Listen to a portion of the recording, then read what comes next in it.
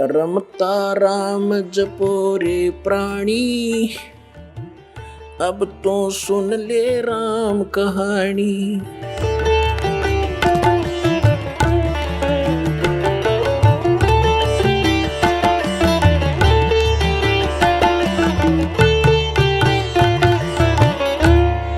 सतगुरुदेव की जय। बंदी छोड़ कबीर परमेश्वर जी की जय। बंदी छोड़ गरीबदास जी महाराज जी की जय। स्वामी राम देवानंद जी गुरु महाराज जी की जय हो।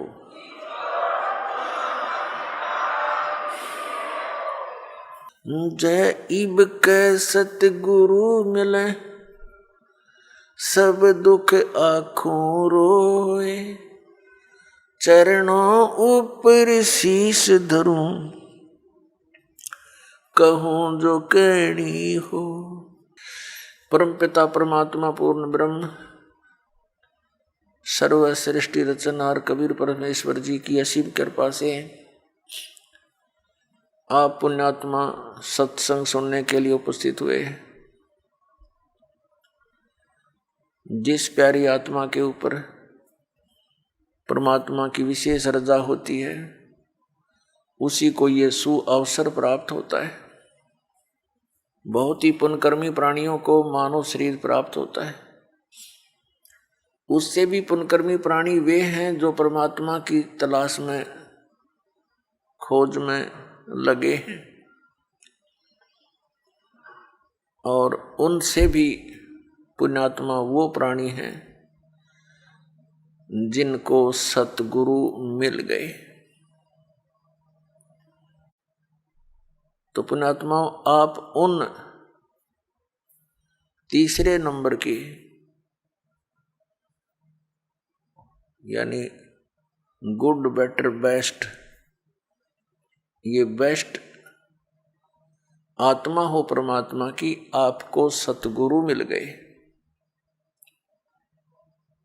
अब आपका ये अंतिम जीवन होगा यदि आप आजीवन इस सत भक्ति पर दृढ़ रहे, नियमित रहे।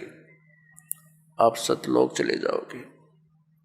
आप आज से नहीं लगे हो भक्ति के लिए, परमात्मा के लिए, आप युगों युगों से लगे हो।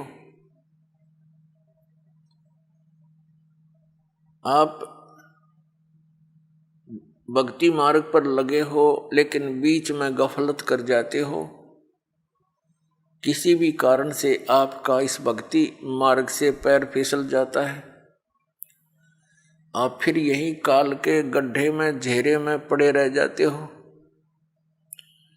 और फिर से प्रयत्न करते हो इस घेरे से निकलने का, इस कुएं से निकलने का। तो अब आपका प्रयत्न, अब आपका जो इस काल के घेरे से निकलने का ये लास्ट स्टेप रह रहा है। यदि इससे फिर फिसल गए तो हजारों युगों तक आप इस स्टेप पर नहीं आ पाओगे, इस चरण में नहीं आ पाओगे। जो इस सतमार्ग से जुड़े हैं और उनका पैर फिसल गया, तो वो तो बहुत कई हजार युगों के बाद ही फिर पुनः इस भक्ति मार्ग को ग्रहण कर पाओगे। कारण क्या है? कारण ये है कि ये सत भक्ति है, यथार्थ मंत्र है।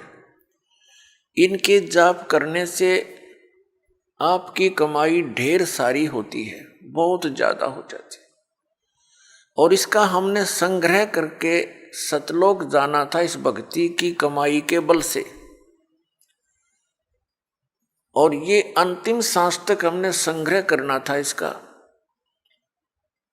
और हम किसी भी कारण से परमात्मा के इस मार्ग से विचलित हो जाते हैं अंतिम सांस तक कभी भी, तो फिर हम यही रह जाएंगे। और यहां का विधान है कि जैसे कर्म प्राणी ने किया है वैसे फल उसको मिलेंगे ही मिलेंगे। आपके पुण्यों का, आपकी सतभक्ति का ढेर लग जाएगा। जैसे आपको प्रथम मंत्र दिया जाता है, इसमें हमारे कमल है, हमारे शरीर के अंदर ये चक्कर बने हुए हैं। चक्कर जैसे एक मूल चक्र है, फिर स्वादिष्ठान चक्र है, जिसको संतों ने स्वाद चक्र बोला है, और फिर नाभि चक्र है, नाभि कमल भी कहते हैं, मूल कमल भी कहते हैं, अधिष्ठान कमल भी कहते हैं। चक्कर कहो कमल कहो, संतों ने उसे कमल बोला है, योगियों ने चक्र बोला है। फिर हृदय कमल यानी हृदय चक्र है, फिर कंठ कमल है यानी कंठ वाला चक्र है, और फिर त्रिकुटी कमल है। तो इस प्रकार हमारे शरीर में ये जितने भी कमल चक्र हैं, इन पे एक एक देवता का अधिपत्य है। मूल चक्र के ऊपर, मूल कमल के ऊपर गणेश जी का बैरियर है। ये समझ लो ये बैरियर है, अपने हम निज धाम जाना है, ये बैरियर है। प्रथम बैरियर है मूल कमल, और दूसरा बैरियर है स्वाधिष्ठान कमल यानी चक्र, स्वाद चक्र, और तीसरा बैरियर है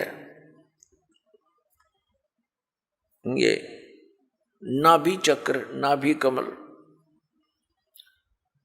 तो मूल कमल पर गणेश जी वहां के मुखिया हैं, और स्वाधिष्ठान चक्र रूपी बैरियर के ऊपर श्री ब्रह्मा जी का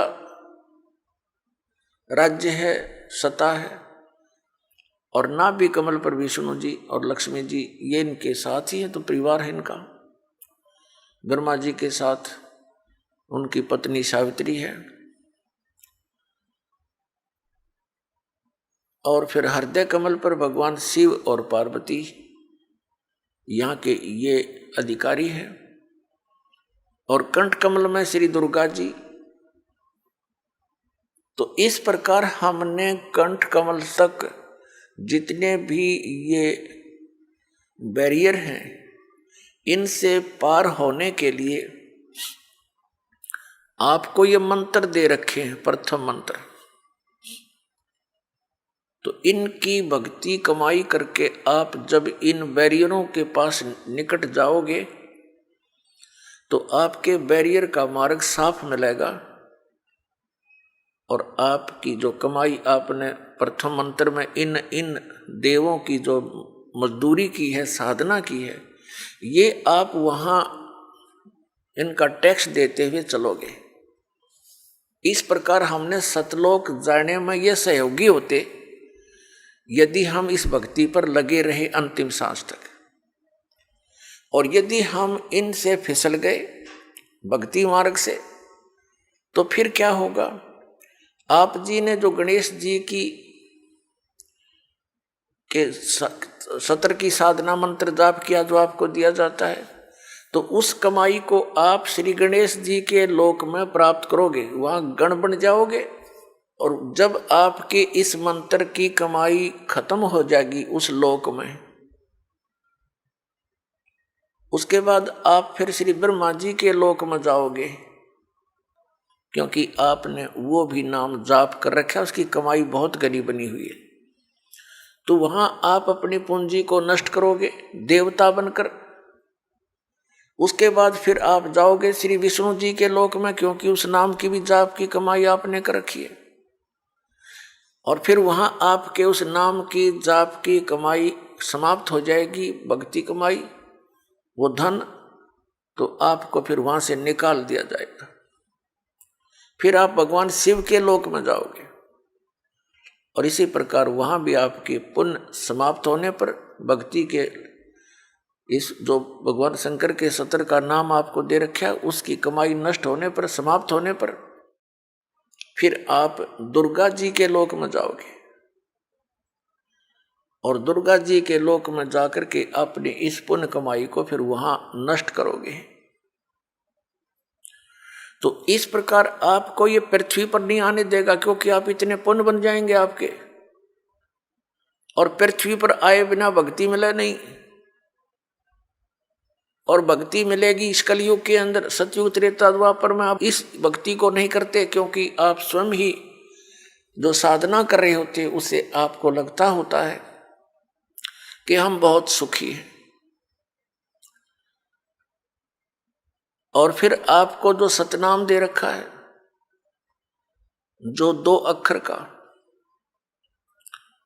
जिसमें एक ओम मंत्र है, ये ब्रह्म का। पुण्यात्माओं, एक ही जड़ी होती है, उसके प्रयोग की विधि में अंतर होने से उसका गुण बदल जाता है। तो यही समझ लेना कि जो मंत्र आपको प्रथम मंत्र में दिए हैं, वहां उस विधि से जाप करने से उसका गुण वही है। अब इस मंत्र में जो सतनाम बनाकर आपको दिया है, इसकी साधना करने से, इस विधि से इसका गुण अन्य होता, लाभ भिन्न होता है। कई बोली आत्मा, क्योंकि हम युगों युगों से अज्ञान से परिपूर्ण हैं, अब ये तत्व ज्ञान प्राप्त हुआ है तो हम वकील बन जाते हैं उस अज्ञान आधार से। तो उसमें आप जी ने ये सोचना चाहिए, यदि हम विद्वान होते तो हमें यह ज्ञान पहले ही प्राप्त होता। आप विद्वान नहीं, बुद्धिमान अवश्य, लेकिन उस बुद्धि का दुरुपयोग करके आप भगवान से दूर हो जाओगे। इस दास ने जो मार्गदर्शन किया है ये गॉड गिवन है, ये किसी डूम बाट के गीत नहीं है। तो इसके अंदर आप जी ने बिल्कुल सोचना बंद कर देना चाहिए। उपदेश लेने के बाद, उपदेश लेने से पहले आप बिल्कुल वकील बने रहो, खूब अच्छी तरह निरीक्षण करो हर एक बात का, और तब दीक्षा ग्रहण करो। दीक्षा ग्रहण करके अब यदि गुरु जी के वचनों में आपको अविश्वास होता है तो आपका नाम खंडित हो जाता है, भगवान से दूर हो जाते हो। इसलिए दास सबसे पहले आपको ज्ञान ग्रहण करने के लिए पुस्तकें देता है, सीडी बना रखी है, ये सुनो, देखो, मिलाओ दूसरे संतों से, और जब आपको संतुष्टि हो जाए कि ये मार्ग फाइनल है, सही है, तो दीक्षा लो, अन्यथा मत लो।